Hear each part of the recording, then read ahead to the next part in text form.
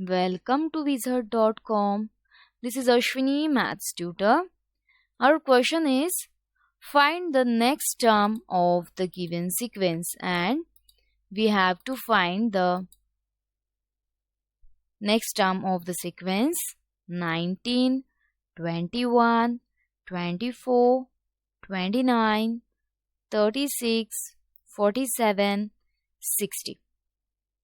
Now here, if we add 2 to the first term, means 19 plus 2, we will get the next term 21. Okay.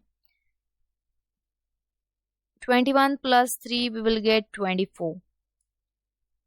24 plus, if we are going to add the prime numbers, means 2, 3, 5, we are getting the next terms. Okay. So 29 plus 7, 36. 36 plus, after 7, the prime number is 11. So 36 plus 11 is 47.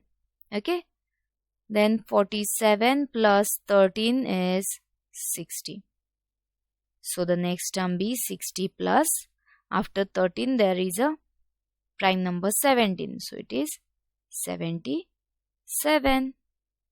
Hence, the sequence be like 19, 21, 24, 29, 36, 47, 60, and then the last term be 77.